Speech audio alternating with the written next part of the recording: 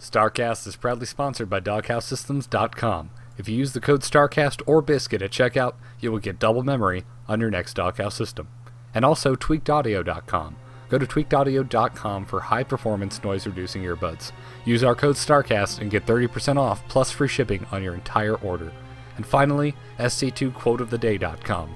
Daily quotes from the StarCraft 2 community. The site may suck, but the quotes are sick. And make sure to go check out their t-shirts in their new store. Once again, that's SC2QuoteOfTheDay.com, and we thank them for their support. Sponsor an episode of StarCast at thestarcast.com.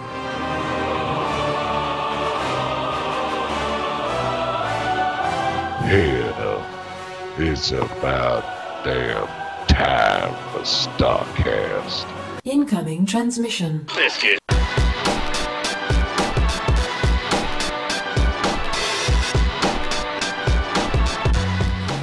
Good evening and welcome back to episode 138 of StarCast, the StarCraft podcast.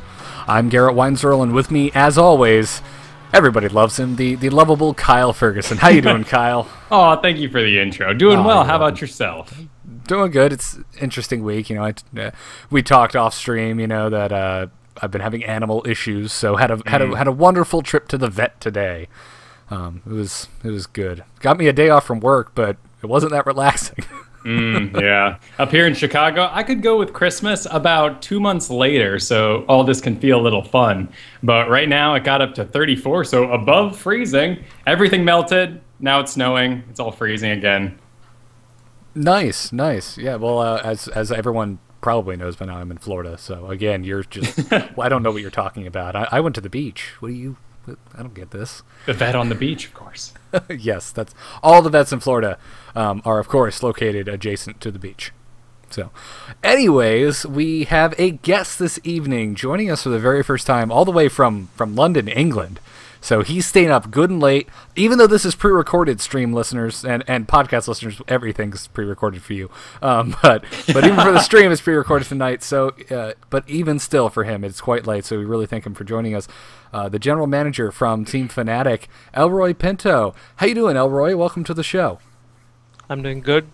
Thanks for having me once again. How are you guys doing, Kyle and Garrett? Doing good. Okay. So how is it? Is it cold over in England? Yeah, it's quite awful right now, but that's just the way it always is. So yeah.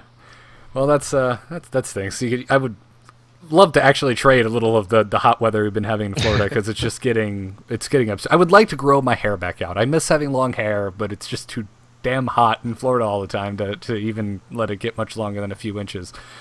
But hey, we can't all have fabulous hair, I guess. Kyle, speaking of which, where's your hair go? You're ruining the illusion for the podcast listeners. Well, I have elegant, flowing locks still. No, I got sick of it. I hate getting haircuts. I mean, not only do you waste, maybe if you're going to a nice place, like 2 hours of your time, and you're paying probably more than you make in an hour for those 2 hours. So I went to the local barber, just kind of popped in. The place I always go is this little Mexican lady's place. So no one has to talk to me because I only know English. And it gets done real quick because of that. Just to buzz it off, and I'm good. Nice. That's good to hear. So anyways, let's, Elroy. yeah. It's your first time on the show, so let's let everyone know exactly, I guess, what you do. Now, your official title is General Manager, correct? Yeah, that's right. Over at Team Fnatic. So, what all does that entail? I mean, that is incredibly nondescript. I mean, I try and generally manage things over here. Gotcha. So you're like organizing paper clips or hurting team players. Like, what's going on? Thankfully, it's a little more than that. Gotcha. Well, actually, I look after the StarCraft 2 team, actually. That's one of my prime tasks. I also look after NA Dota team as well. Because we basically were looking to expand into the North American region, and Dota 2 is going to be another game of the future for esports. So these are my primary titles that I look after in terms of games, at least on Fnatic. But aside from that, I also look after sponsor relations, helping with general admin tasks, making sure sponsors are happy, and also making sure that my players are fulfilling contractual demands. So yeah, I mean, it kind of goes with the territory with esports that you can't really have a fixed designation or a fixed role at this point, since everything is so nascent right now that everything in an organization is definitely in a state of flux from time to time. So when you're on a management position, I suppose that everybody tends to do a bit of everything, and that's the reason why general manager is something which is sort of apt in this case. But aside from all of those things, I also look after the Fnatic TV section. That's one of my main roles as well. So creating all those content videos, which range from in-game footage, highlight reels, kind of things, to guides. You can obviously check out our YouTube/Fnatic TV, and you can definitely have a look at it for yourself over there. But those are like my primary tasks. Oh, that's all, because. That's a lot, man. That's great. And it's cool that StarCraft and Dota 2 are your two main areas, because those are really the only two competitive games I follow. StarCraft obviously being my favorite, but Dota 2 has been just more and more inching its way into my life. Mostly because Kyle here he's addicted to Dota. He's been playing it since the original. Oh, sweet. That's well, nice to know. And that's why I'm excited to ask this next question. Did you get involved in Fnatic back in the Warcraft 3 days? Because I found an interview from 2008 with you. I believe Rain was playing there at the time. Yeah, I was actually in Meteor Makers. The previous edition of Meteor Makers, which was the original one, which sort of rose to prominence in 2005 to 2006, basically, and eventually ceased operations in, I think, early 2009. I think it was January, but I had already left MIM by then. But yeah, I was actually heavily into Warcraft 3 since 2002, 2003 or something, and I even had some kind of friendly. We had this team league called had a very original name, Frozen Throne Gaming League. I still remember we had done it. It was a bunch of friends trying to get together, a community back home in India actually, and it lasted about maybe 8 months or 10 months or something. But my passion for esports basically stemmed from there, and I sort of joined Meteor Makers. I was also an assistant manager on their Warcraft 3 team before I eventually moved on to Fnatic in 2007, April 2007 actually. You're giving yourself a hard.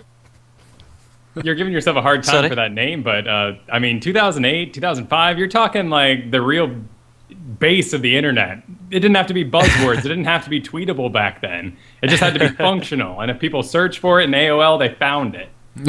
Exactly. I'm not sure AOL search was still big in 2005, Kyle. I don't know what you were using, but I think that most of us were using Google by then. Yeah, I was in college. I had to change out the AOL disk every week to keep my free internet. Okay, good for you, Kyle. But that's a pretty long time to be involved in esports. What's the transition like? I mean, you saw things go from Warcraft 3 to the sudden explosion with StarCraft 2, and now there's a bit of a flux back and forth as things have wound down, and then the new year now is getting reinvigorated for Heart of the Swarm. What's that ride been like? Well, the ride's actually, it has entailed me sort of being sad at some point because Warcraft 3 died. So that was definitely, that was actually quite a transitionary phase for myself personally, because I wasn't, so I enjoyed playing Brood Wars when it first came out, basically, but I never got into the multiplayer aspect of it. So for me, the first real multiplayer experience, so to speak, was with Warcraft 3, and I never got into Brood Wars until about 2000. I think it was 2008 at some point. because we eventually then at the end of 2008 we stopped Warcraft 3 once and for all on Fnatic, and we didn't go back ever again into it. And with the impending release of SE2, everybody, I think in 2008 it was like everybody sort of knew it was coming up, but not everybody knew. No one knew when it was actually going to come out, but everybody knew it was around the corner somewhere. Yeah. And it was around at that time itself that I spent about maybe like a year or something on the TL forums.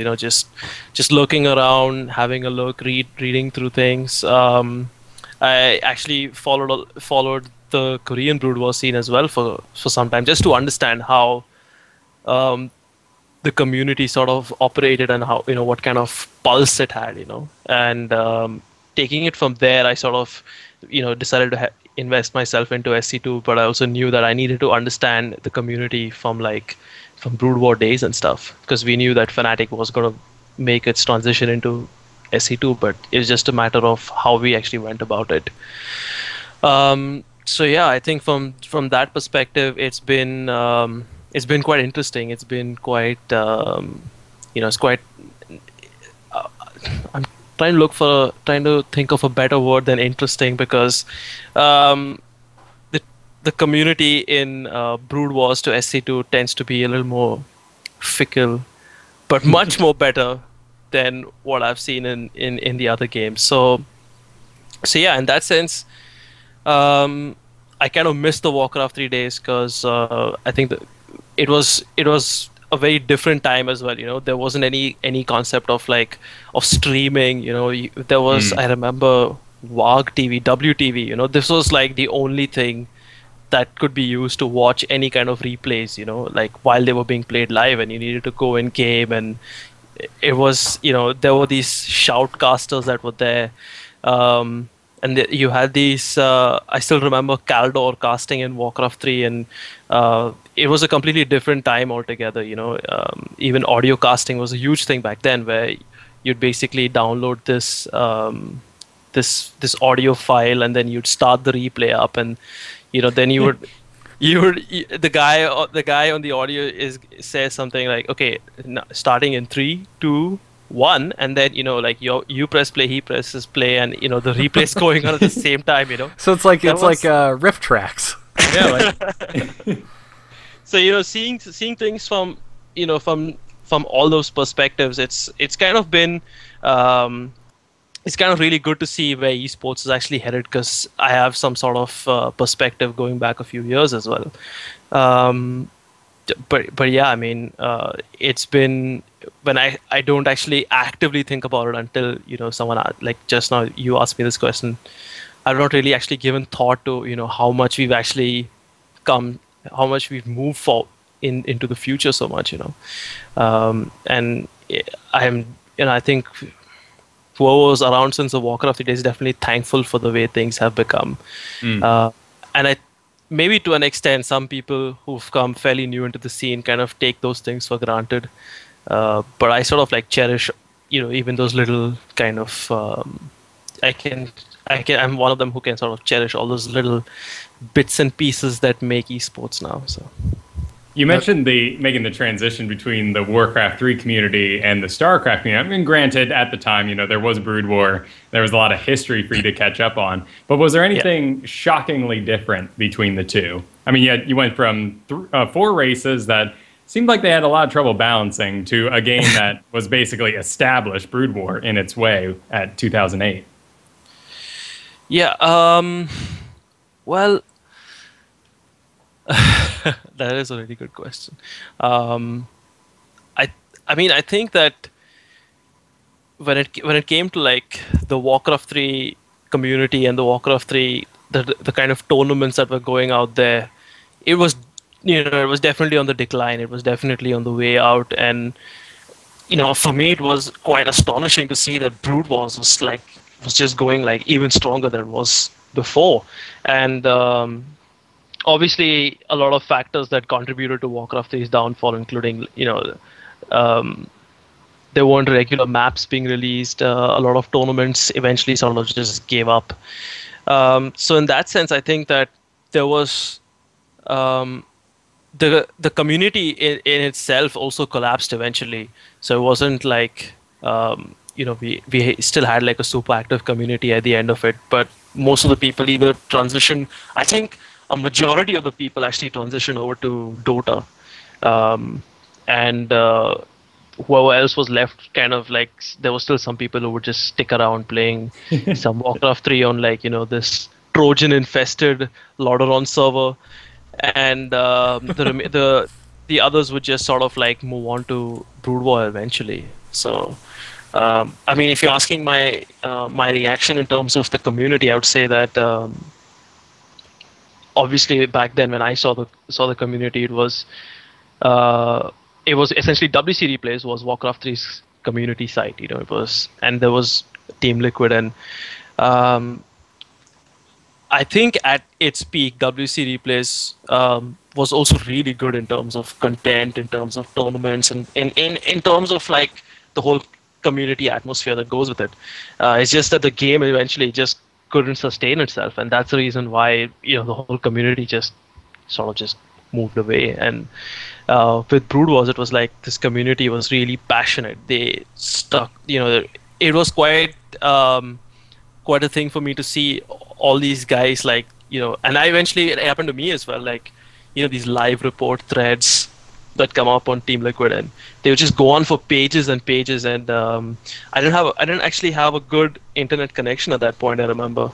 And the only way to follow the games is just like F5 this F5 the thread to see like who's coming close to winning, and who's losing or whatever. But yeah, I sort of really appreciate I've not been there since the early days of TL, but I can definitely say like the 2007 2008 TL was way better than I think it is right now. But short for that though. Yeah, sure. I have to ask, how do you feel about the StarCraft Reddit? Oh my god. Because Kyle and I have a very, very weird opinion of it, and it's every time we have a guest on, and it comes down to that, everyone just gets quiet, just like, wow, do we have to talk about this? I think that would be my reaction right now as well.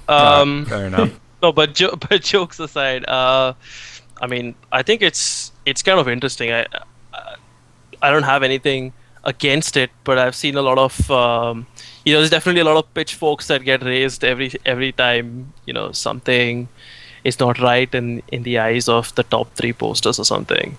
A lot of I try and stay away from a lot of the comments that go around on Reddit, to be honest, because sometimes, I don't know, people don't kind of realize how hurtful they can be sometimes, in their comments. Exactly. Sorry, you were saying? Oh no, I was just saying it's funny because I mean I use Reddit a lot for other subreddits. I really don't, especially lately. I've been kind of stepping back from the StarCraft subreddit, and it's funny every time I find a new subreddit, whatever it may be. Like I recently, and this is really funny to any of the other nerds out there, because I'm freaking 26 and I've never played this game before. I just recently started playing Magic the Gathering. And so I was like, oh, let's see if there's a Magic the Gathering subreddit, which of course there is. And it's like, holy crap, look at this. People are being fans and discussing the game and not blaming each other. And every time I find a new subreddit, I'm just amazed by how positive and what an awesome environment Reddit can be. But it just makes me kind of sad. I wish the StarCraft subreddit was more positive. I don't think the Dota one's any better either, though, to be fair.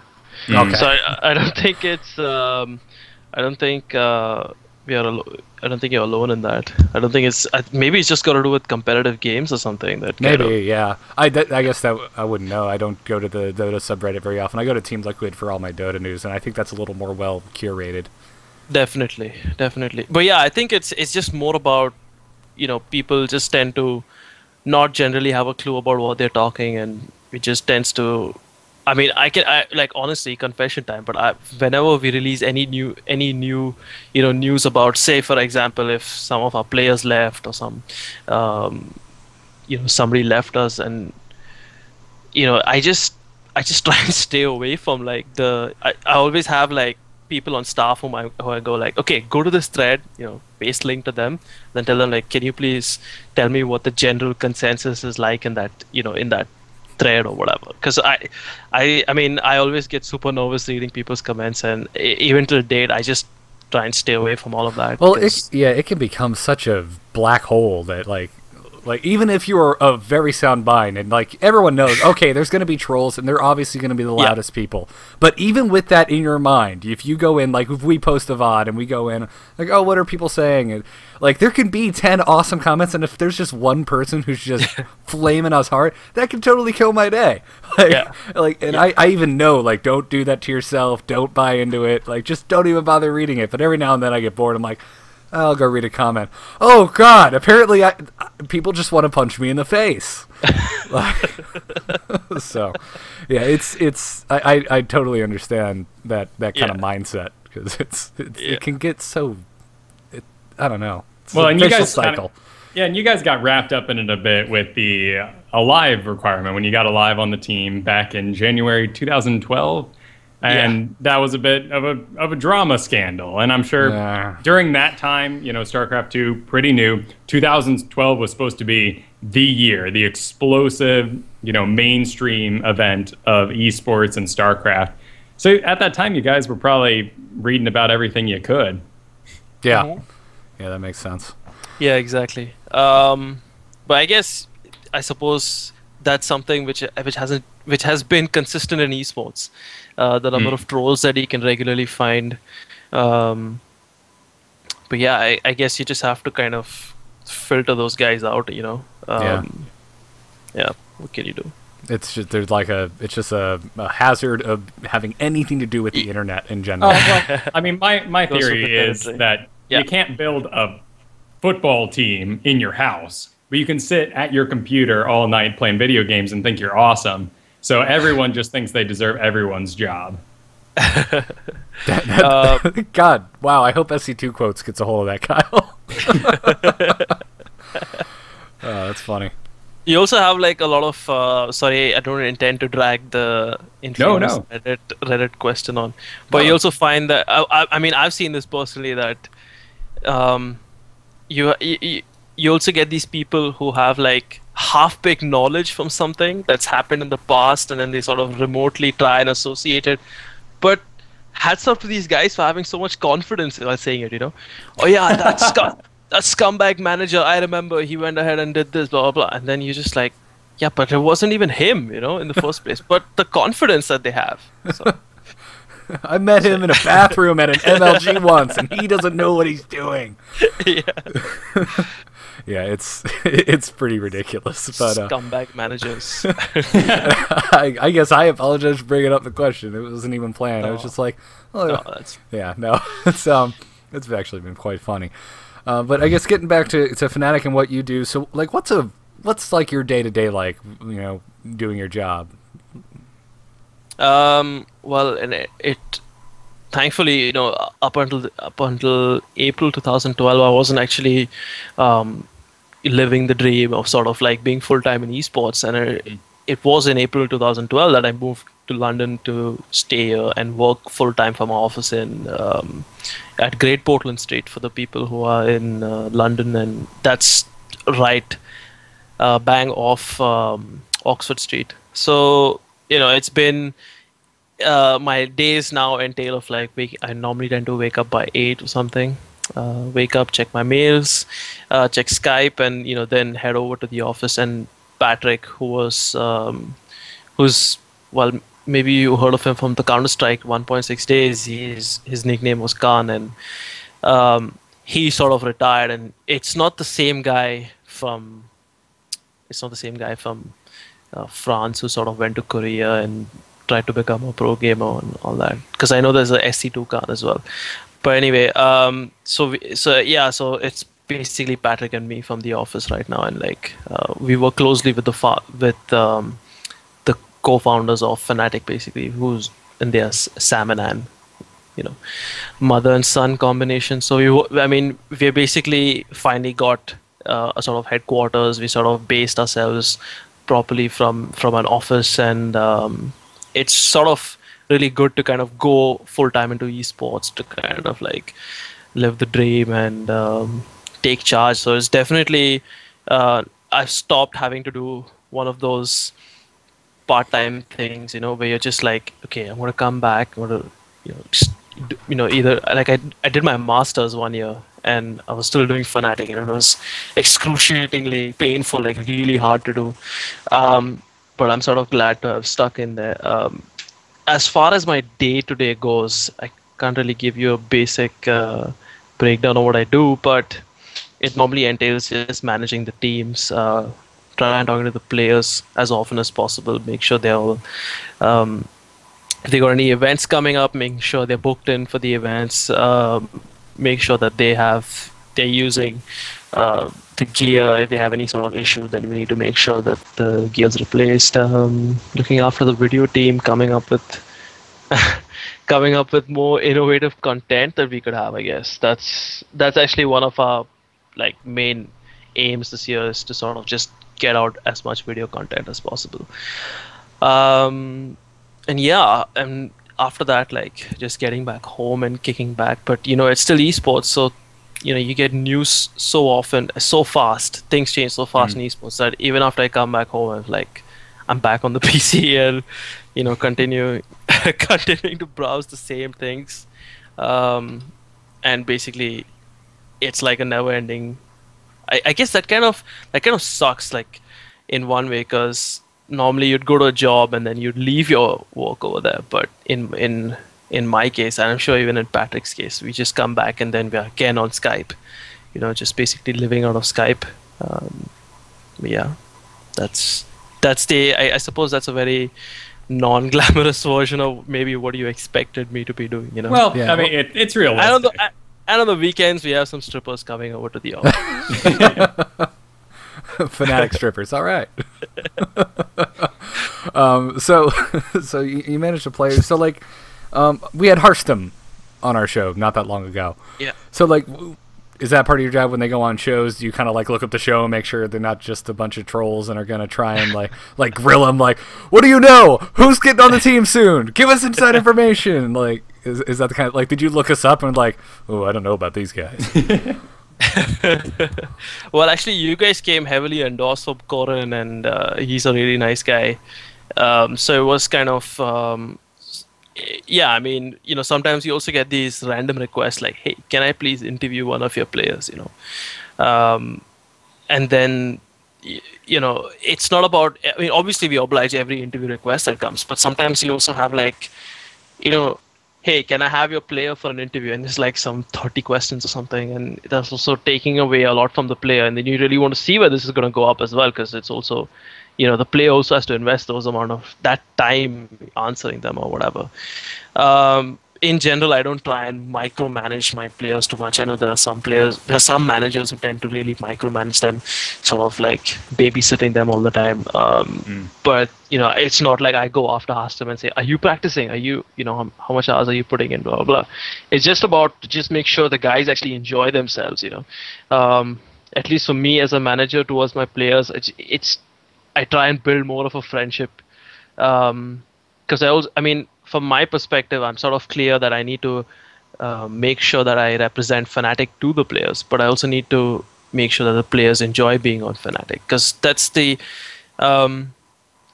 essence of the company as well. When we started off back in 2004, Sam Matthews was essentially a friend of these players whom he had, and he traveled with them and he got to know them, and he's still in touch with many of them. So I think it sort of makes sense. While you also, and maybe in that sense, I might not be such an effective manager, because I like being friends with my players, because I think that if I have their trust and if I own their trust, that's the best way forward. And till date, I'm still in touch with most of my players, even though we may not. Normally, what tends to happen is if you're not working on the same organization, you don't really interact too much with people outside your your workspace. But I still make it a point to talk to everyone, even if it's just touching base, chatting, saying hi, hello. Players from Warcraft 3, I'm talking about guys like, well, Rotterdam, Steenie, even some of them whom who have retired completely from esports. It's still nice to see how they've gone on in life, and so yeah, I guess maybe in that sense it might not be that effective. I hope my bosses are not seeing this right now while I say it, but yeah, I think it definitely helps. It definitely helps long term, I'd say. No, but I think that really resonates with the watchers, though, because you don't hear bad things about Fnatic, and in fact, all those guys seem really passionate to be on the team. Yeah, well, I hope so at least. Well, God, dude, when we had Hearthstone on, that was the week of the infamous Destiny post, and it couldn't have been a fresher breath of air having Hearthstone on, because he was just so, he was so saturated to the brim with positivity. It was great. He is, and it is a bit freaky as well, but that's fine. Oh, it's okay. It's okay. He's sung Katy Perry for us, for crying out loud. the he's a happy man. So, anyways, so StarCraft, the game. You talked a little bit about how you got into it, but I'm assuming you play. So when you get the time, when you're not working 24/7, what race do you play? How do you do a lot of teams? Do you ladder a lot?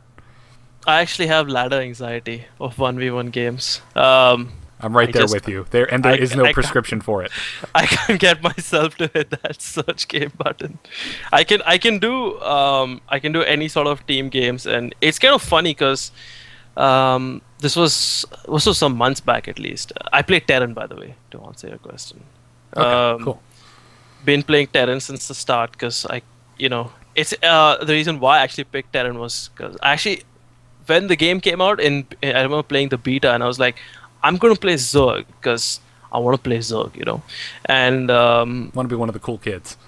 Yeah, and this was way back, it's probably February 2010 or something. Yeah, but then what happened was my computer wasn't good enough to handle the lag that came because of the creep everywhere.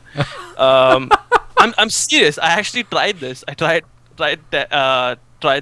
Zerg, and with Protoss, there's this thing where when you select your pylon, it shows you this blue thing, it shows net of your. Yeah, so there was instant freeze on my PC as well. So I eventually just screw this, I'm just gonna play Terran, and that's how I actually selected Terran, and I always stuck with them. Could never play 1v1, but I remember a couple of my friends were they used to play a lot of SE2 team games and solo. They were like, why don't we play some? And they were probably thinking, oh, LOL, noob, And I just whooped those guys, and they couldn't believe it for themselves. They couldn't believe it. But yeah, I think if I didn't have that pressure of having to I think it's kind of hard to say. It's I'm gonna mess up so badly that it's just gonna be the worst game ever. And I was playing Terran back then when Terran was kind of fashionable to be called the easiest race or whatever. Oh yeah, when they were a little imbalanced in their favor. Oh well, what race do you guys play? I play Terran. I've been playing a lot of Zerg lately though, not because of the Infestor, just because I find the additions in Heart of the Swarm very interesting. And Kyle is hardcore Zerg. Mm-hmm. Oh my. Okay. Yeah. So you must be on the edge every time you play. You play ladder, aren't you? When you see that Banshee coming over to your base. Yeah, you just get used to it, and you're like, I'm an alien. I'll just spawn somewhere else. It's no big deal. Lost this one. Moving on. No, but I would say my ladder anxiety is non-existent, except for wanting to know if I'm going to be in a ZVZ, because I've tabbed out and closed. To be honest, I'm like, I don't feel like getting in the knife fight tonight. Knife fight. That's a good way to describe CBC. That's good, man. Oh man, that's funny. So are you in the? I'm assuming you're playing the Heart of the Swarm beta. Actually, first, tell me, Fnatic has since hooked you up with a better computer. Yeah, definitely. Okay, all right. But now I'm so far into playing Terran that I can't be bothered to play Soka anymore. So. True. I can understand that. But at least you can now engage on creep and not I can, yeah. On medium, my dad, medium settings. Gotcha. But yeah, I'm sure you have the beta. Have you been playing Heart of the Swarm? Yeah, I've given it a test. It's pretty. I haven't played too much of it, but yeah, I think it's definitely what the game requires. I think, especially with the. Wait, is this a question about the competitiveness of SE2, or are you just gonna let me talk? Just seeing how you feel about the game, just in general. I mean, I think it's going to be really, really good for the competitive sport, for the competitive part of the sport. Obviously, can't wait for the single player, see how the campaign unfolds. But I think that with the beta coming out, there's a lot of tournaments coming out as well with that. I think it's definitely going to make the mix of players at the top. It's not going to be It's not going to be the same from from Wings of Liberty. Sorry.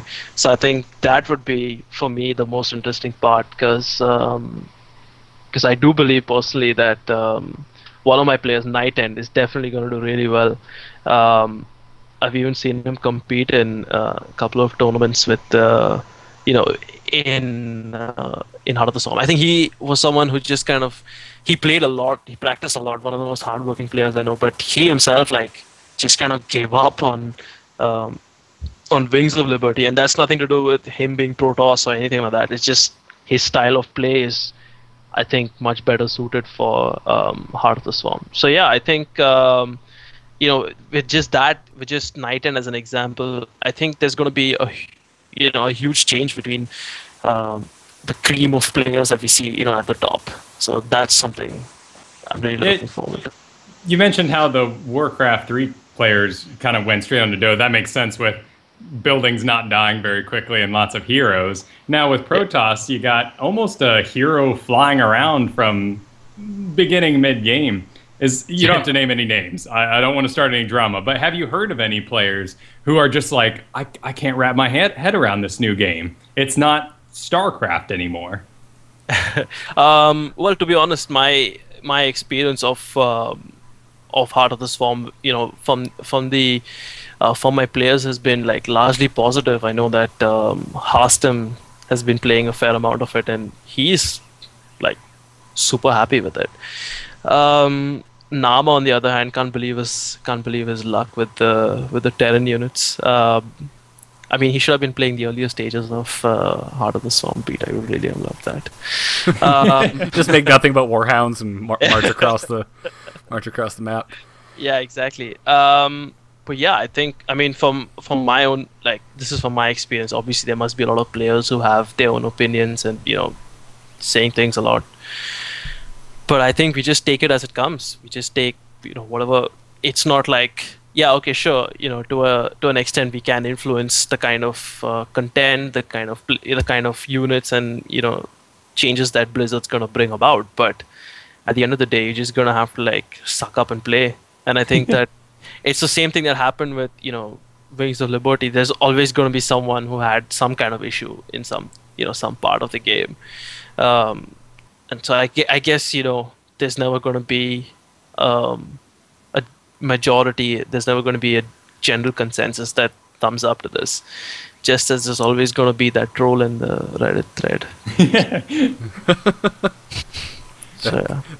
There's always a truth, and that is one of them. So I know we're about reaching max with you. Are you good on time? Do you have a few minutes left? Sure, no worries. Okay, I just want to make sure we're not keeping you too late. No, that's fine. I can still go on for a bit before I pass out. Oh, okay, all right. So, what was your first event that you went to? Maybe in general, and then maybe with Fnatic. If they're not the same. Well, yeah. The first event I went for was ESWC 2007. Yeah.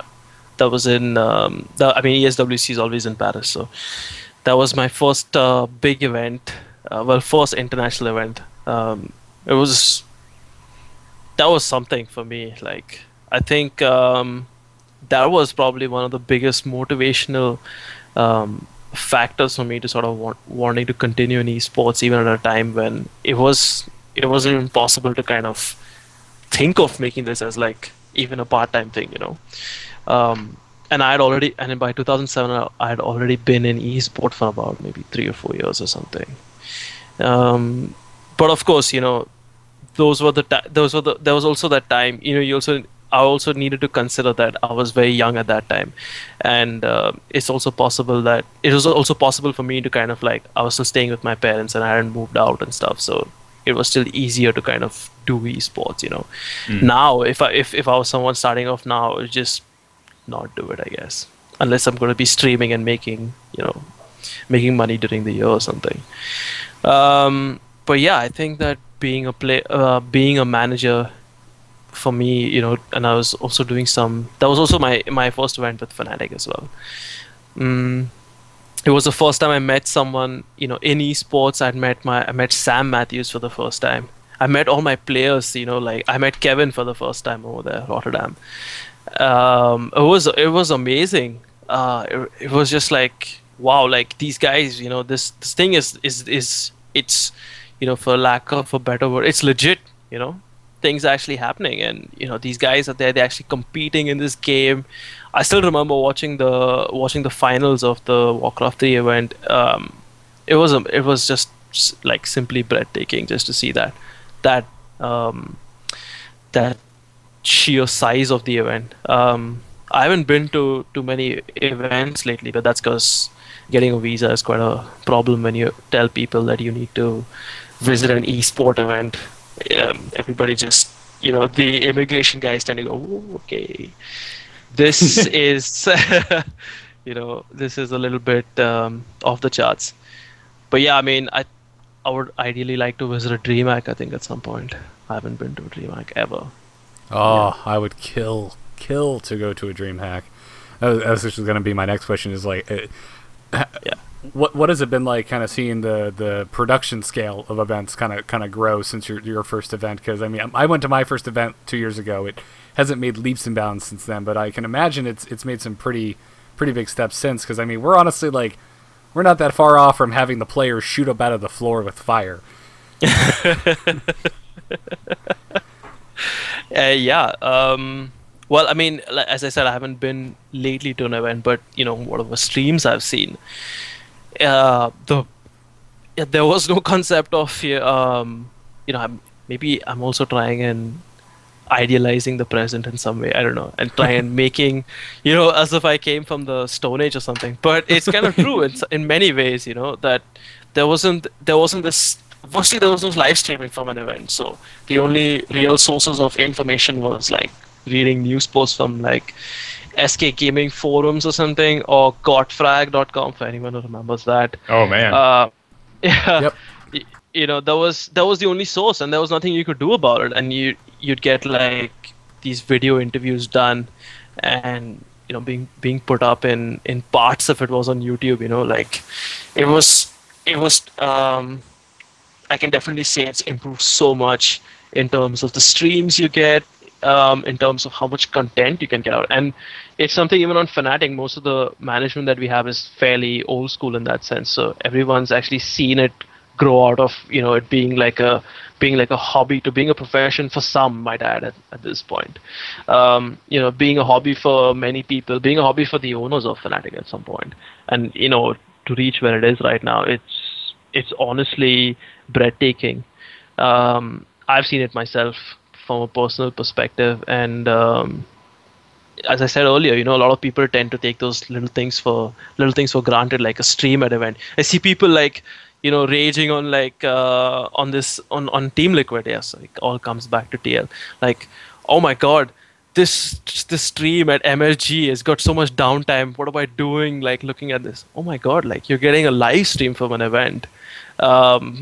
It's something which was like unfathomable for like the longest time until these guys sort of did it. And hats off to everyone. ESL, I mean, I understand organizations like MLG when they were charging for events, for viewing their events and stuff, viewing it at premium quality and all. I understand that. I also understood where ESL came from, that ESL was in that sense more old school because they came from the days of when people were basically as I told you earlier, shoutcasting, and they were it's from that mentality that they never wanted it to be a case of charging people for things, and esport was meant for people to actually just watch and be able to watch it. So I understand both models that people use, but yeah, I think just streaming that's probably the biggest thing that's happened in esports, and it's really changed it completely, and it's definitely a concrete way going forward of even attracting new sponsors. For example, it's not just it's not just helped increase visibility, but it's also helped us kind of make it more tangible to quantify how many people actually watching esports. So yeah, streaming. Yeah, it's pretty nuts. Yeah. Oh, well, that's great. Well, again, I know it's late there for you, so I guess we'll let you go. Before though, where can people find you, and is there anything else you'd like to promote? Well, of course, Fnatic.com, Facebook.com/Fnatic, Twitter.com/ I'm so bad at this, but /Fnatic. You can obviously, follow me at Twitter.com/Fnatic no name. I would also like to add just a little bit that the roster is gonna see some more changes come about in the following days, and we're sort of prepping ourselves for some hate, but some kind of necessary changes that need to be done. But yeah, I'm hoping, I'm definitely sure, I can say with confidence that we're not going to leave SC2. We're definitely going to stick with SC2. It's just been it's just come down to something more about at the end of the day, we also have to justify our numbers, we have to justify our stats, and unfortunately, StarCraft 2 is not the same that it was at the start of 2012. And League of Legends, oh my god, League of Legends has kind of become the thing. So the numbers are frightening as a StarCraft fan. Yeah, it is. And unfortunately, we also are a business and we intend to survive.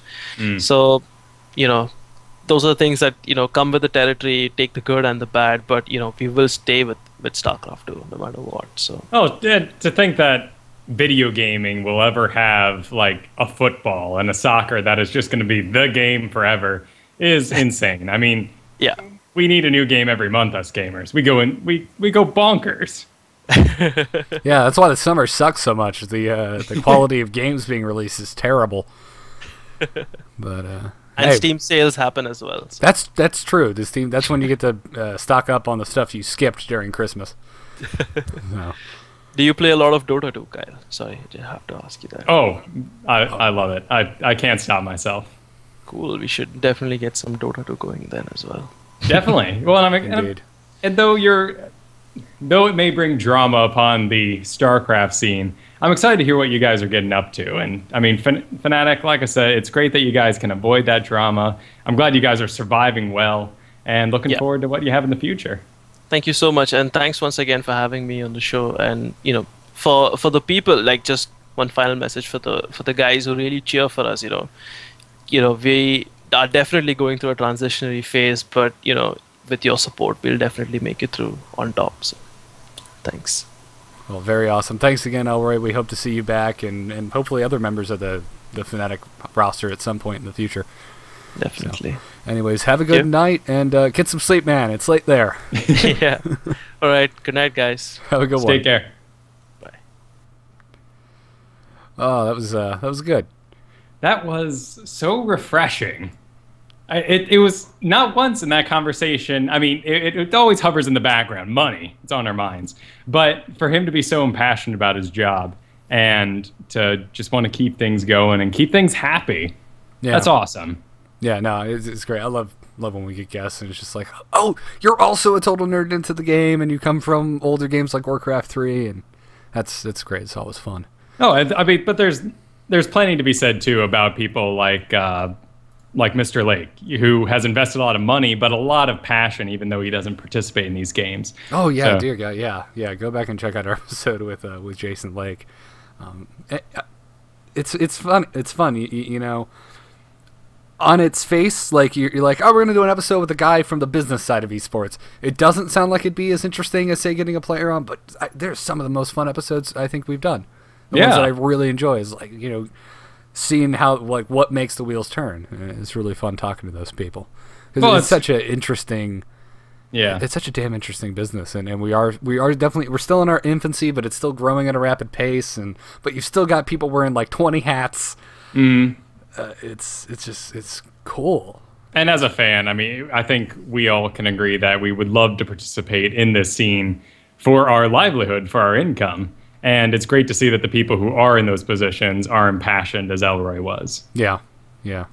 So if you're out there and you're hiring, I can do graphic design, and I'm pretty decent with a microphone. So We got some impassioned guys right here. exactly, with good smiles. I'm going to take him up on that Dota play. You should, man. You should. I want in on this, by the way. Sure.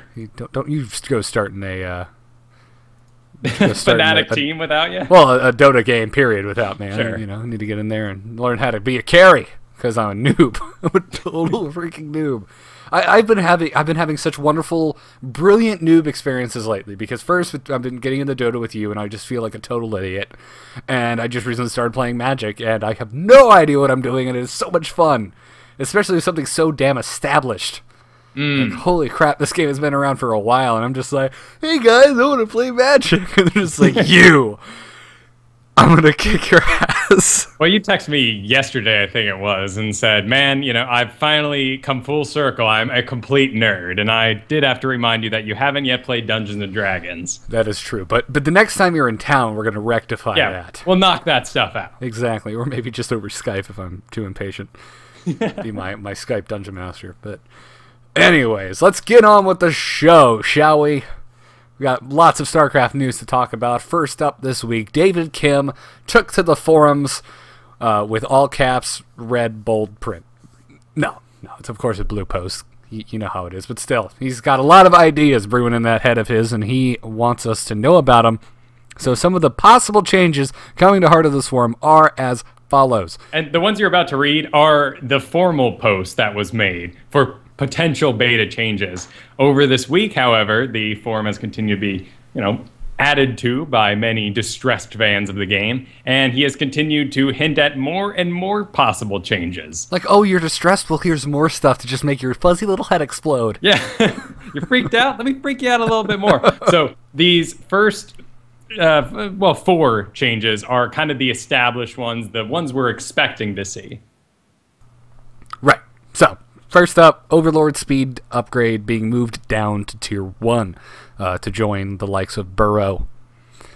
So, Kyle, we already know you're kind of against more things researching on your hatch at Tier 1 because you like to make queens.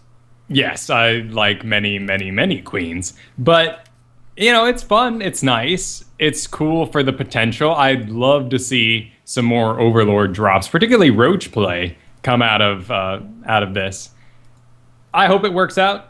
It could be interesting. It could lead to a whole new world of not having to go straight for that layer, because if that's the truth, then I'm all for it. Right now, with the Swarm host on the Infestation Pit, you got your Infestors there, of course, and why not? Let's just plow right ahead to Hive. There's no reason to hang out. Yeah, David Kim said that with HOTS, they're getting, all 3 races are getting a lot more tech options, and they feel that scouting is now more important than it ever has been. We can go back to the really early, single and double-digit days of StarCast, where our joke was always, how do I get better at the game? And our thing was just scout.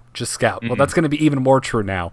He said that Terran and Protoss already got their scouting buffs, and they felt that Zerg could use one too.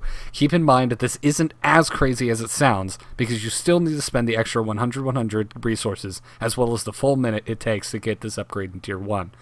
Plus, your hatchery is tied up and cannot be making a queen while this is going on.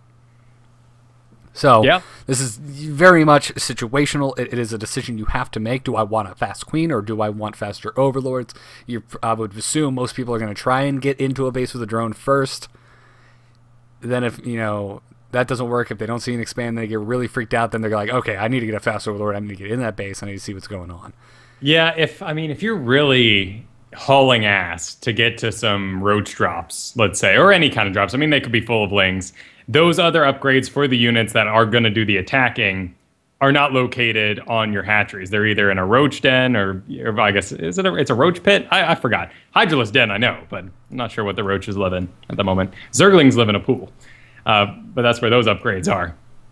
So I highly doubt we'll see like a one base, cool, let me first get Overlord speed, and then I'll get to layer on this one base. And now that I'm at layer, well, hot dang, I only have to research one thing on my layer to get the drops.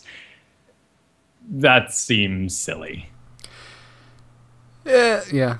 Nothing's stopping you from just scouting with a slow Overlord like Zerg have been doing since the dawn of StarCraft 2 time. Yeah, it'll be interesting to see when that map comes out, when fans sit down and really hammer it out, to see what that sacrifice Overlord is really worth that early on in the game, because I remember being upset about it 2 years ago. Just in disbelief that this was the only way to scout. Nowadays, it's just what happens. You manage your larva, you have enough to get an extra Overlord, and you send one in to die. Yeah. What you do. Indeed.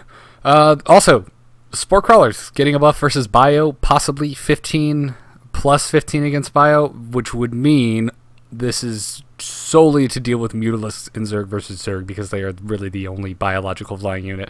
So are Corruptors and so are Broodlords, but you're not going to fly up into where you could get hit by Spore Crawlers with a Broodlord. Let's be honest. Yeah, you might stay back and enjoy a bit of the range that they come with in that case. Possibly. This is in direct seesaw balance to Fungal at the moment, because Fungal is the anti-muta ability, and they want to nerf it further. Right. Basically, they're saying they want to nerf it further, that they think ZVZ Mutalisks are a bit too dominant right now, and they're realizing that the Fungal Growth nerf was too much versus Mutas, but potentially not enough versus everything else in the game. So they want a plus. They're thinking that a plus bio buff to spores will only mostly affect Mutas to make room for ground-based strategies in ZVZ, and that they're hoping that this gives them more room to nerf Fungal Growth a bit more. Finally, they said that they feel units like Mutalisks, Hydralisks, and Ultralisks receive significant buffs in Heart of the Swarm, that it's probably okay to tone down the Infestor a bit more. So, if Elroy was here, I'm sure he'd be like, yeah, tell that to Reddit. But, or I'm here and I'm saying that, sure, tell it to Reddit. But I'm sure when people calm down, get a chance to play around with this. When you think about the big picture, Heart of the Swarm, so many things have been so absurdly buffed across the board. So I kind of agree with Blizzard. I think with the Muta, the Hydra, and the Ultralisk buffs, I think they've made some room to tweak the Infestor a bit more. Sure, and this is a good way to do it. There is nothing else living in the air other than Mutas that are really going to be affected by this. You and I joked that, sure, in a 2v2, and you've got Spore Crawlers protecting your base, your friend went Phoenixes, and they fly in, or walk in, let's say, with a bunch of Zealots, and your friend flies over heroically and lifts them into the air, and oh my goodness, 30 damage instead of 15 with your spores. It's not going to make a big deal there. No, and it's 2v2, so no one really cares. Exactly. But the change they're talking about making with the Infestor here is slowing down the missile speed, which it seems like the changes they continue to make on the Infestor are things we can just adapt to over again. Like changing that speed. Oh, fine. Well, I'll just learn to, predict a little more. Yeah, exactly. Yeah. And that's not going to affect the situations where you really want a fungal, like someone running up your ramp.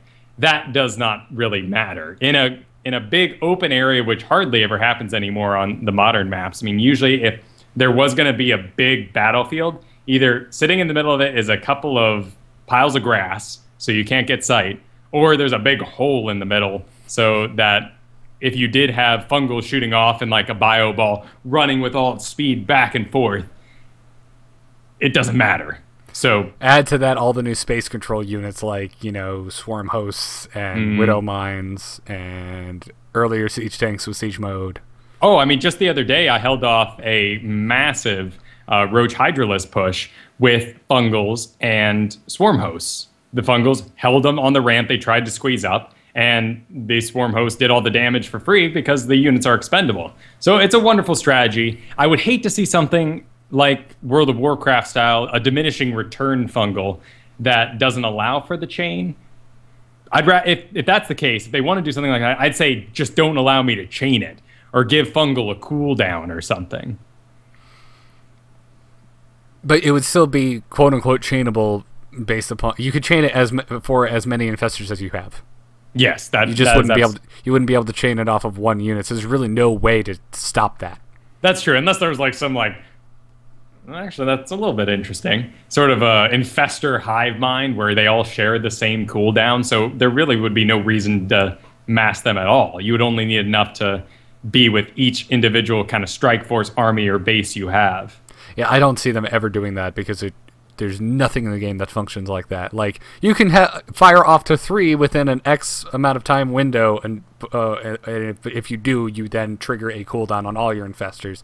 That I don't see them doing that. It's a little thick. Something like Spore Crawler buff for plus 15 bio.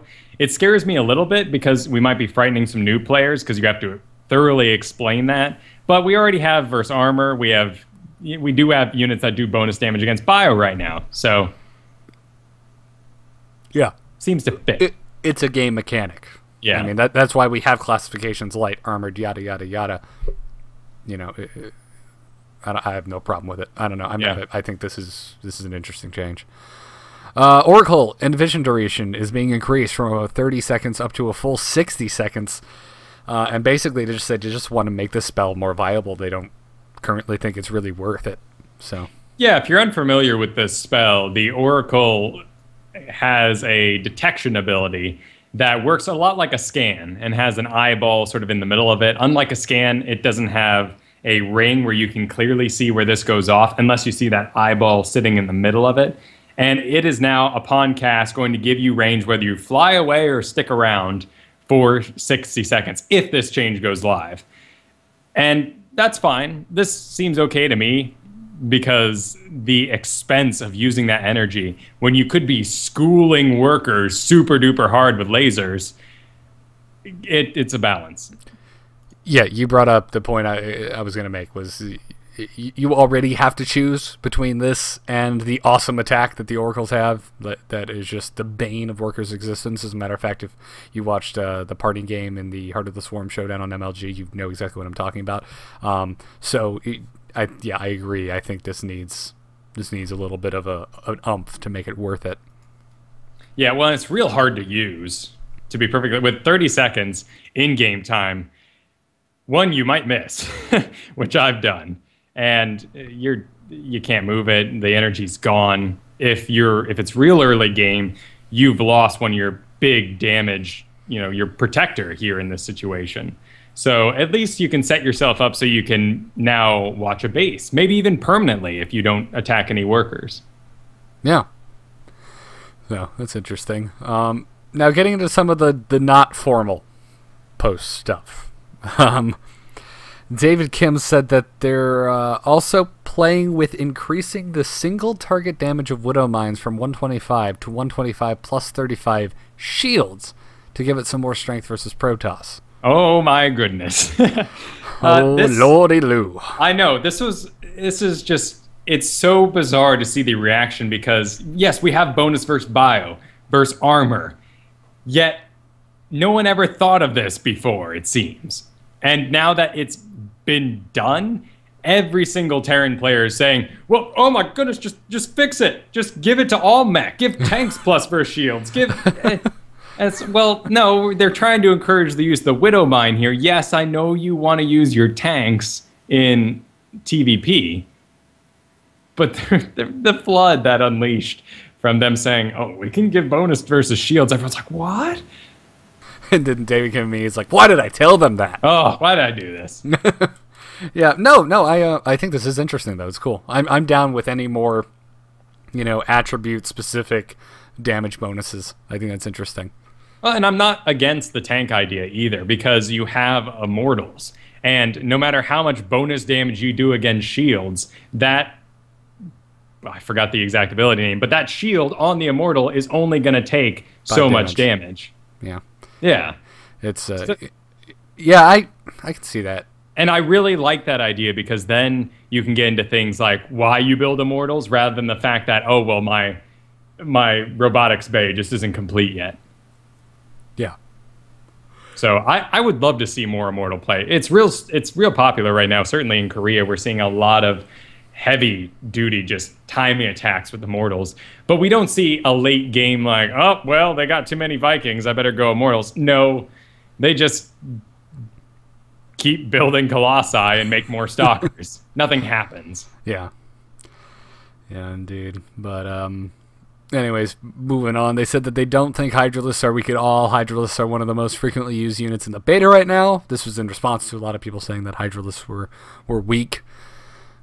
Clearly, I guess they just don't know what they're doing because I'm sure this is based off of data. Most certainly. And this was mostly in response to the Spore Crawler possibly getting buffed. And people just saying, well, why not just get rid of the range upgrade so I can have Hydras in my base? True. I like the choice, though, because you're not going to get the movement speed upgrade in like a ZVZ, but in like a ZVP versus Protoss, you might want to get that right away and skip range. Yeah. I like the way that the whole system works with the Hydras right now, and it's just so refreshing to even see them on the field. Yeah, it's quite nice. It feels right. That would not having Hydralisks is like not seeing Marines. Yeah, it's weird. It's weird to me. But well, and you always see in the cutscenes that they come exploding out of the ground. So all I can think is that they're all just hiding. They're too afraid to come out until you step right on their eye. That's yep. when they just, you son of a, and then they get snapped and die. Anyways, Protoss Air was the subject of a lot of discussion as well. They said that they're definitely seeing an increased usage in all Stargate units at this time, and that some of their thoughts are that, they said Tempest maybe do too much damage to non-massive units for their supply cost. Which is interesting because I mean when the Tempest first came out, it just seemed like this thing does nothing and it's not worth it, and they've been buffing it and buffing it and buffing it. And it's funny to think that we have finally reached a point where like, oh, okay, I think now we can start dialing it back.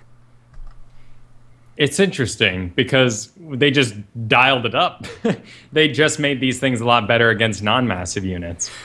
Yeah, I'm still not seeing them a lot in my own play, and we'll talk about the MLG games later, but those weren't a good display of Tempest. In fact, they looked severely underpowered versus a Corruptor Broodlord army. Yeah. Yeah, well, that's because the Corruptors can hit the Tempest, and they only do their bonus damage to the Broodlords, which aren't a direct threat to the Tempest themselves. And exactly. So it looked a little one-sided, but it's hard to tell at this point in the game and the balance. However, Tempests are incredible against Thors, Broodlords, when you're actually taking the time to target things down. If you're just if you're holding position, even if you're not holding position, if you're A-moving with these things, the Tempest is not for you. No. Get a carrier. Yeah, no, this needs to be a smart bomb, like you said. David Kim also went on to say that not a lot of players are doing the runaway during Void Ray when it's charged up micro. So this makes them think that even top players are still not that used to fighting against the new Void Ray, with having its prismatic alignment being an active ability that you can micro. That definitely was on showcase in the parting game. That first damn game, man, melted right through two bunkers, just like made it look like child's play. Yeah, to be fair, in that situation, they were doing the bonus damage. Because remember, Void Rays only do bonus damage against armored units. So, right. Yes, you always want to get your workers away. Always. For anyone new getting into the game, if your workers are under attack, it doesn't matter if your army is 5 feet away. They should run or burrow or do something.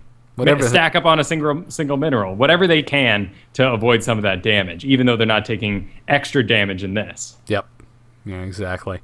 But it's freaky because the visual cue is ingrained in our brains. We see the giant beam and we know, oh my God, they charged up. Everything. They charged, I'm doomed forever. Yep. And what you don't realize is, well, no, you can mess with the situation. Maybe even just lift up and try to get away a little bit just to stall because that ability is ticking down. Yeah, exactly. I wouldn't necessarily say lift up. If they're targeting your building, it's not going to get away fast enough. But just get your Marines under them. The cooldown on this is pretty lengthy. And it didn't seem that oh God, who was the opponent? I just keep saying parting. Fantasy. Didn't seem like Fantasy really understood the ability. Yeah, well, in the MLG show matches, it's been a lot of Wings of Liberty and a sprinkling of Heart of the Swarm, certainly. Yeah, well, I think that's what we're going to see for the first few months when Heart of the Swarm is released. Of course, yeah. And people want to play it safe, and when there's money on the line, no less, you do what you're comfortable with. Unless it's people like Elroy is saying, like Night End, who are just playing a lot of it right now, and they're going to come in and they're just like, yeah, let's do this. Last thing about Protoss Air, David Kim said, surprisingly, a lot of players still don't know that the Void Ray ability doesn't do any extra damage versus Hydralisk nor any other light units. Also makes us think it's way too early to make a judgment in saying that Void Rays are overpowered. And I agree. Yes, take their time. This seems like a lot of changes for a game that's coming out in, well, a month and 5 days. But oh, I'm so excited. Is that all? That is all. I can't wait. I'm like a little kid waiting to open his Christmas presents. Oh, dude, that day I gotta walk down to GameStop and pick up my collector's edition. I'm excited. I can't wait. I'm gonna take the day off from work. It's gonna be fun. Moving on, he said that Heart of the Swarm tournaments are starting up, and we'd like to really make sure how all the new strategies in Heart of the Swarm turn out. I wonder what his opinion of parting versus fantasy was. And then finally, we are and will definitely be paying extremely close attention to the highest level tournament games in Heart of the Swarm in order to really make sure a lot of community concerns we have on our end are actual problems. So it kind of circles back to the Void Ray thing. Like, listen, we haven't seen anyone attacking this issue correctly. Like, try the correct strategy to deal with this first, then say it's overpowered. Yeah. There is that. We got links to all this stuff in the show notes too. If you want to head on over to the StarCast.com and look for the episode 138 post, if you want to dig a little more deeper into this stuff.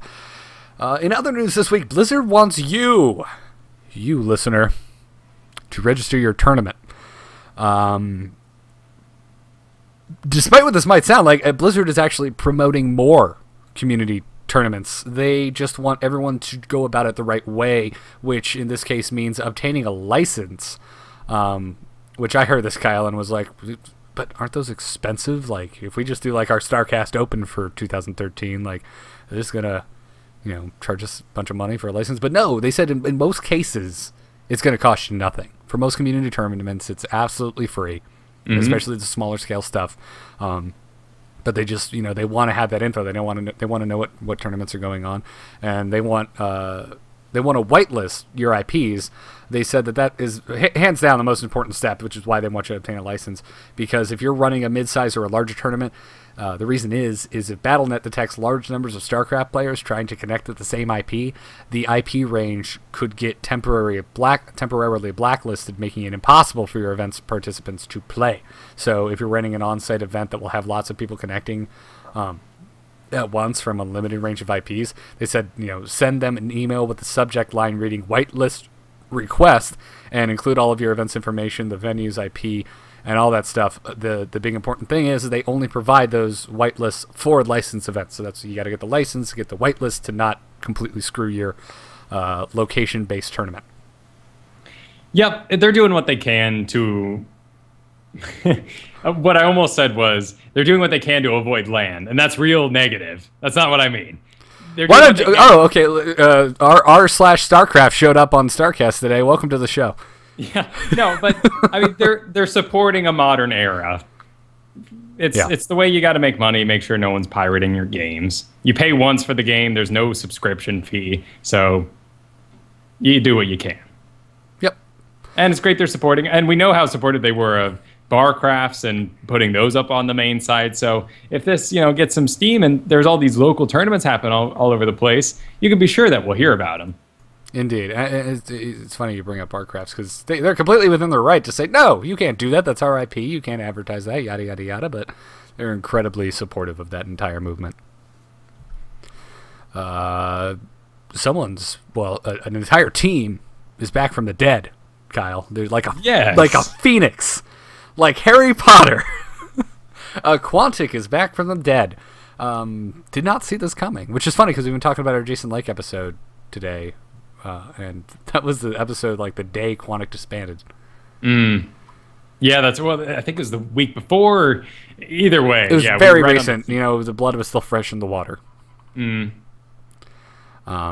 Anyways, they made an official post over on Team Liquid. They said that today we are proud to announce a new merger between 3 parties that will aim to create something greater than any of us are able to do on our own. It's Gosu Esports, Team for Nothing, and Mark Faraz of Quantic Gaming are proud to present Quantic Reborn. So it's back. They are a team. They're combining with other smaller teams. Totally just screwed up the overlay for the live stream. Sorry, guys. We're back. We're good. And they've already got a pretty damn full roster for StarCraft 2. So this is great. I'm really happy to hear about this. Yeah, well, it's always sad when the players need to find new homes, and some of these guys don't have to. Some of the big names, like people are wondering, well, where's Illusion on this list? Why isn't he coming back? Yeah. Well, is he already on another team? I don't know. No, he's focused on school, but still, I mean, Quantic Illusion is a pretty tied-in name to the team. Yeah, but Hyun and Center joined. Yep. Hyun's a damn good player. So, anyways, that's great. So go check that out. It's just great to hear that Team Liquid. It's great to hear that teams can pull themselves back together, particularly when we had a lot of sponsors drop off after the new year, a lot of teams struggling during this time to have a team reform. Though I do wonder if It's Gosu had to argue with Quantic a bit that they weren't, well, why can't we be It's Gosu Reborn? Or all right, I gotcha. What does your name go first?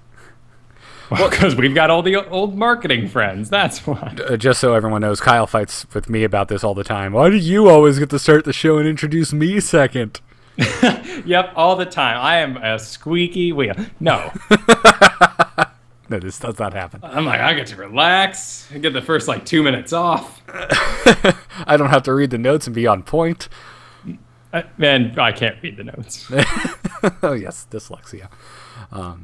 But anyways, there were some tournaments this week. GSL, this is the 2013 season Code S. Round of 16 has started, and holy shit, what a round of 16 this is. This is stacked, man. These groups are horrifying. I mean, if you go, it's funny if you go and watch it, all you keep hearing, over and over again from Tastosis is, this is the hardest group to call. We just don't know. We haven't seen groups this stacked. Well, and to kind of up the excitement of it, they've been saying this is the final GSL of Wings of Liberty. And I don't know if they're fighting for that, but these players are feral. Feral? Feral. Completely insane. No, everyone is giving it their all. I'm not seeing anyone just kind of being like, well, Wings of Liberty, I'm done. No, they they want that title. I want to be the final Wings of Liberty GSL champion. Come on. Who doesn't want that? Yeah. Well, we did have, sadly, MVP got knocked out for the very first time. Yeah, in all of StarCraft, I believe. Or StarCraft 2, anyway. He fell into Code B for the first time in all of the StarCraft 2 GSL history, which makes now Marine King Prime the only player to not have been booted down to Code B after making it to Code S. That's so ridiculous. Yeah, which is very funny because he still hasn't taken a first place in the GSL. No, and he always gets crap for being the Kong and taking second, but he's hung in there. I mean, he is a consistent damn player.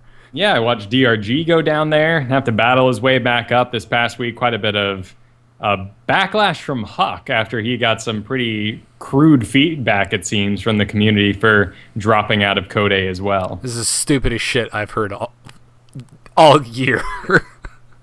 I don't understand it. I guess I don't either.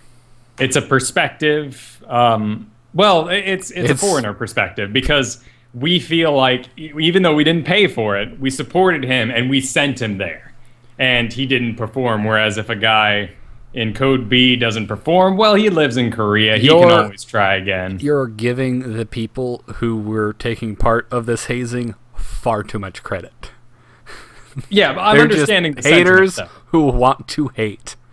Yeah, why you're hating on Huck in the first place after he got into Code S and battled well. Granted, his Code A game wasn't that incredible. If you're a big Huck fan, I can see why it would be disappointing. Yeah, but to like really get on his back about it, and sure, to get personal about it, and to discount foreigners in GSL in general. I mean, to get on him that hard when he's really been the only consistent foreigner since what, Jinro? Yeah, I'd say Jinro probably had the longest run other than Huck there. Yeah, I mean, shut up and do it. You go do it. Once you get into Code S and win, then you can talk. I don't know. I don't get it. I do not understand it whatsoever. Huck's always, but and again, full disclosure, Huck's a freaking legend for me, man. We got the very first event we ever went to. We saw him win MLG Orlando, which he was the first foreigner to win an MLG after Koreans started participating. Yeah. No, that was a great win too. I mean, I believe we had a great semifinals, and then he just rolled the final guy. Yeah. Everything was just, I don't know. Like I said, obviously, I feel a little heated about this. I think this is the stupidest crap I've ever heard. And it just adds fuel to the fire that is my wavering opinion of the StarCraft subreddit. Yeah, the only interesting thing that really came of it was, the only perspective we gained out of this was the fact that it feels like our interaction with pro players is going to get cut back over time. And we knew this was going to happen. I mean, all the way back when we were having Matt Fink on the show, and he was adamantly against the growth of esports in such a way that it looked like real sports, because we weren't going to be able to interact one-on-one with those players anymore. And that was tragic to him. And so that Huck was tweeting on his own Twitter about this, and that fans were getting upset, and he was taking it very personally and tweeting back at us. I don't know. It shows some perspective of Korean players where everything is well managed for them and rather hush-hush, and then our American players who we can still interact with on Reddits and other locations. Yeah, no, I agree. But anyways, let's get into the GSL, because it's freaking amazing. We had our Group A already complete. We had Innovation, Tasia, Dongraigu, and Bomber all facing off against one another. Innovation versus Tasia might be the greatest TVT ever. Like, holy freaking crap. I highly recommend this. I was very much rooting for Tasia. He didn't end up winning against Innovation. Innovation ended up being the first out of the group, but he did go on to make it out of Group A. So I'm very, very happy about that. But it was bittersweet because he had to go play Dongraigu, and of Group A, the two people I was rooting for was Tasia and Dongraigu, and I was like, oh no, they have to play each other. Which, I'm sorry, Kyle, I was leaning towards Tasia at that point. Yeah, well, it was your support that really threw it over the edge. I'm sure. It was obvious. If you're a Tasia fan, you can send your thank you letters to me. Yep, and DRG just couldn't take it. He got the tweet. Garrett's out, and he's like, what? And then he like ripped off the Garrett sticker off his jersey and threw it in the trash. No. I love DRG to death. And it was really sad to see him go. And I'm sure you cried yourself to sleep that night. Well, that was last night, so I actually had to spoil this for myself for the purposes of the show. Flip through it as quickly as I could to get the idea of it. But I'm excited to see DRG perform in Heartless form. Of course, I've mentioned the Muta change. Yep. I think is going to be just incredible for him. So, and I'm looking for. I mean, Tasia, I love his play. So looking forward to seeing him go on. Sad to see Bomber go out though. Yeah. Sorry, Bomber. We haven't really talked about him much. We love you too, Bomber. Tonight, though, we're going to have Group B. Squirtle, Symbol, Marine King, and Soul Key are all going to be playing.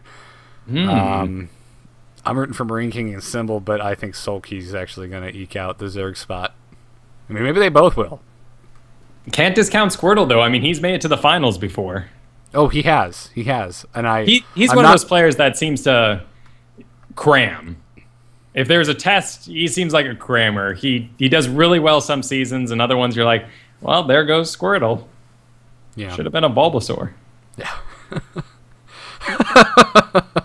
Yeah, there's that. But I'm not counting him out so much as I am just really keeping my fingers crossed the Marine King makes it to the round of 8. So, you go, dude. He was looking great last week, so I have faith in the man.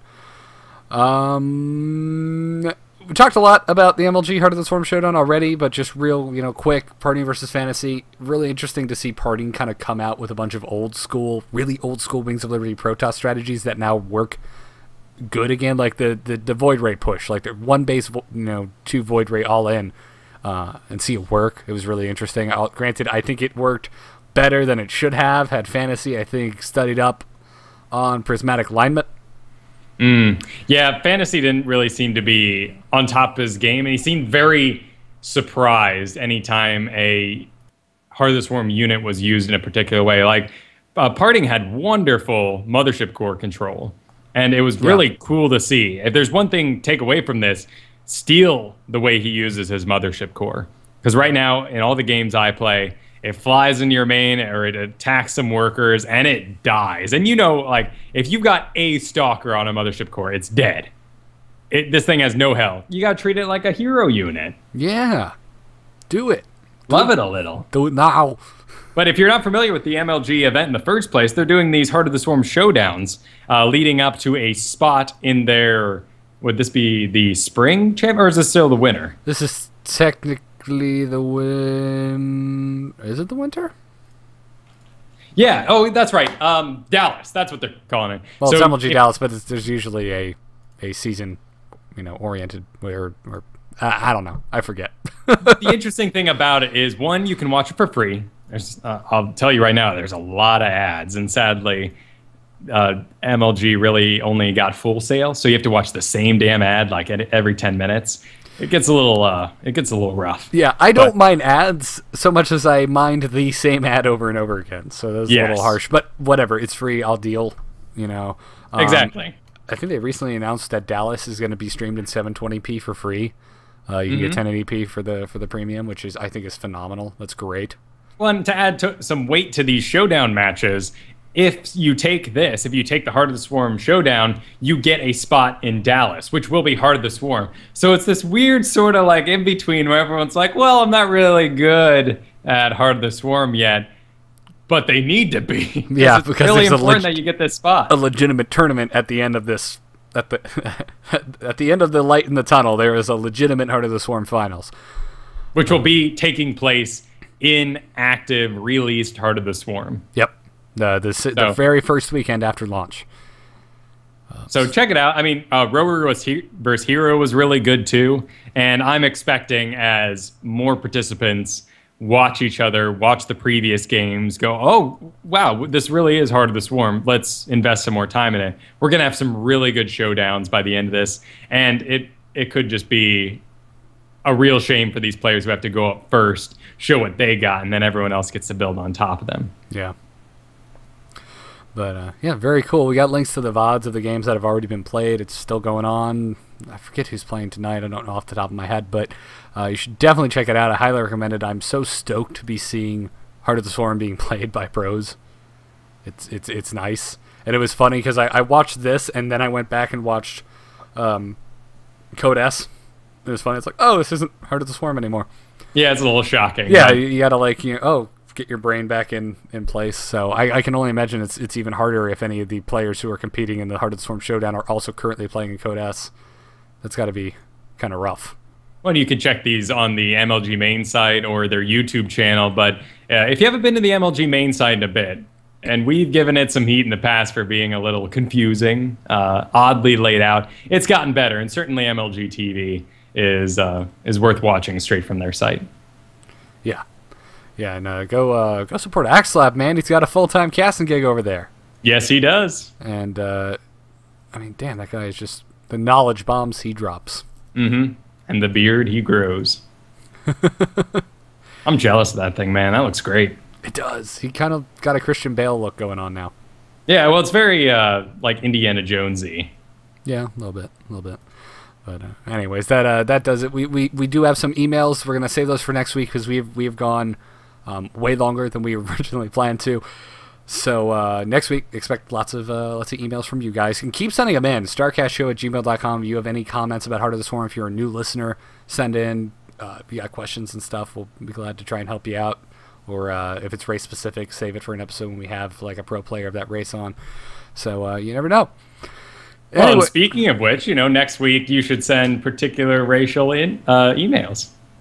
Yes, Root Vibe will be joining us. Yet another Zerg. Poor Garrett, no Terrans. I don't think we've never had a Terran on the show, have we? Machine. No, he's Zerg. No, he's very, very much Zerg, sir. I know. I always fool myself because I'm like, Machine. That's a mech name, right? Yes, but I'm not any less excited. I'm very stoked to talk to Vibe and talk to a player from Root. I think this will be the first player we've had from Root on. So, looking forward to that. So again, that'll be to next Thursday show, the 14th. We might reschedule that because we just realized this is Valentine's Day. So maybe we'll pre-record it and do the same thing we did this evening. We don't know, but there will be a show on at 8 p.m. Eastern Standard Time on twitch.tv/AMoveTV. So tune in then with Root Vibe. Thanks so much for tuning in. StarCast is, as always, a production of amove.tv. You can head on over there to see other shows like Kyle and I's This Week in Blizz, where we talk about Diablo, World of Warcraft, and even more StarCraft. And even lately, I've been talking about Blizzard All-Stars, and if they ever give us Titan news, we'll talk about that. Yeah. Well, we were thinking, 2.5 months ago that Project Blackstone might be some Titan-related thing, or just the Diablo expansion. Nope, it turned out to be a Heart of the Swarm, like, viral page. Yeah, it's a lot like, they did that for Wings of Liberty as well, where, like, if you tweet it enough, you unlock certain things. And... Yeah, but this one just has straight-up no directions. It's like a fake Dominion email interface, which is kind of cool. But, yeah. But I have no idea what's going on.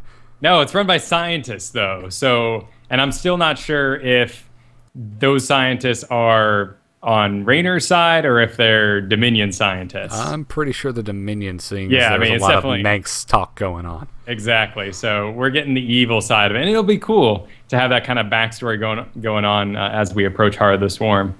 Yeah, but anyways, so go check out amove.tv, check out This Week in Blizz, check out The Gamers Inn tomorrow night. TheStarCast.com is the place to go for our show, specifically for our forums, our archives. We've got t-shirts over there and plenty of other stuff you can do to support the show. You can catch us live every Thursday night at 8 p.m. over on amove.tv/live, and you can email us at starcastshow@gmail.com. Follow us on Twitter, everyone! At The StarCast is the show, at Garrett Art, A-R-T is me. There's also 2 R's and 2 T's in Garrett. A lot of people think there's 1 T or 2 T's and an E on the end. It's not the case. Follow Kyle at Kyle Ferguson, and you can big thanks to our production crew, Octane Pro and Captain Noobing, for all that they do for our show. We really appreciate it.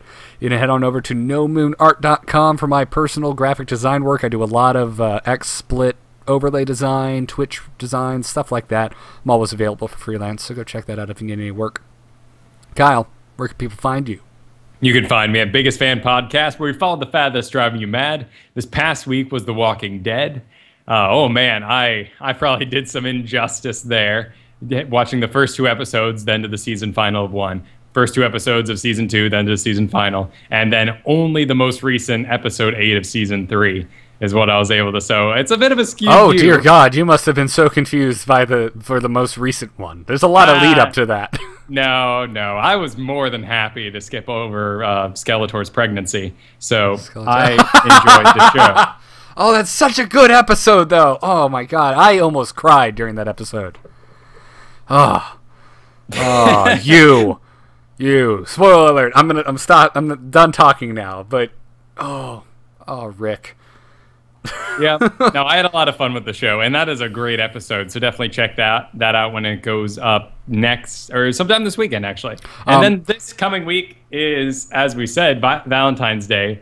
So it's Nicholas Sparks week. That's right. I'm watching The Notebook. Sparks. I am watching The Notebook completely alone, I'll have you know, because Kristen wants to go to the grave saying that she never saw it. So I'm going to have to sit in my room here, maybe even with my headphones on so she can't even hear it. She's that against this movie. Watching The Notebook all by myself. Skip it.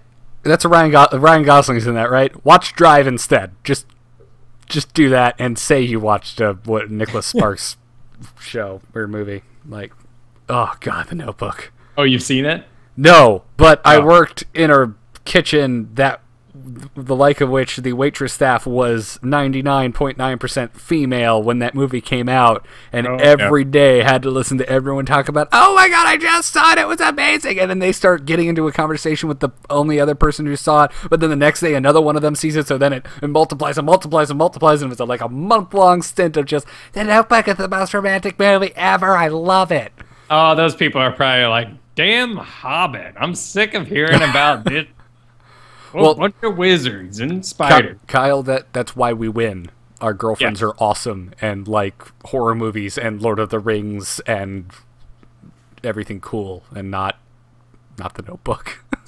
No, I'm proud of her. Yeah. Believe me. We won the game. I just don't want to watch it alone. Yeah, that is. You should force Brockett to watch that, because I have a feeling that was his idea.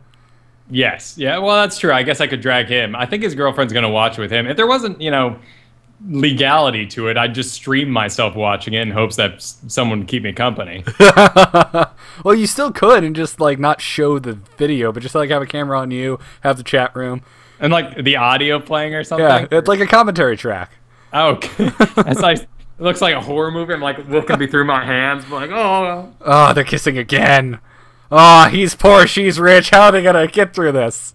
Anyway, it'll never work. Now that we've gone this far, big thanks to our sponsors, StarCastSystems.com, TweakedAudio.com, and SC2QuoteOfTheDay.com.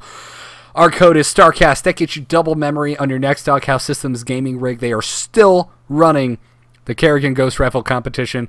Use the code Kerrigan in conjunction with StarCast, and you'll be entered for a chance to win a life-size replica of Kerrigan's Ghost Rifle, built handmade by Bill Durant of Punish Props. It's going to be great. Go do it. That same code, StarCast, will get you 30% off and free shipping on your entire order of noise-reducing earbuds from tweakedaudio.com. And go check out SC2QuoteOfTheDay.com. Follow them on Twitter at SC2Quotes and check out their store. We thank them so much for their support. Guys, we'll see you next week along with Root Vibe. It's been fun. Good luck and have fun. Take care.